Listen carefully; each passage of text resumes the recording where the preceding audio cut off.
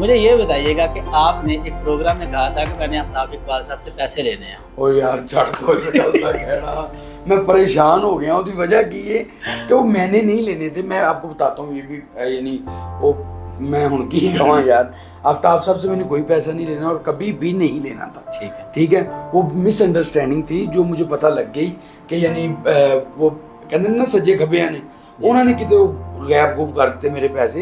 आफ्ताब साहब की तरफ से मैं टोटल क्लियर हूँ और वो मेरे उस्ताद ने प्लीज़ मैंने कोटना पवा देना सच्ची मुच्ची।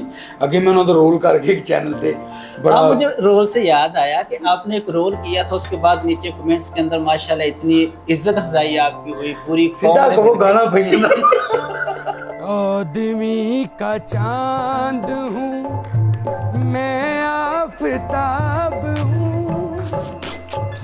जो भी हूँ मैं खुदा की कसम लाजवाब हूँ।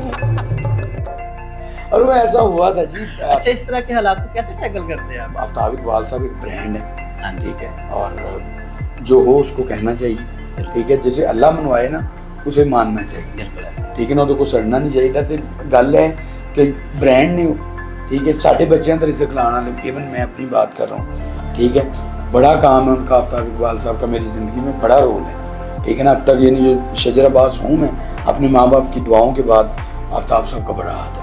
Very good. तो शजर भाई, आप कह रहे हैं कि आफ्ताब इकबाल साहब आपके साथ जितने लोग काम करने वाले थे मोस्टली लोग कोई ना कोई कीड़े निकालते हैं उनके साथ से, या वो वाकई मगरूर इंसान है? क्या नहीं समझते नहीं हैं नहीं, ऐसा कुछ नहीं है। मैं आपको एक बात बताऊं, डंडा तुसी अपने प्यो को भी खा लेंगे, समझ आ रही गल दी? तो जो उस्ताद मार देवे ना तो तुहानू बड़ी प्रॉब्लम होती है। तो उस्ताद नू प्यो समझिया जाए ना तो फिर सारा कुछ ठीक है।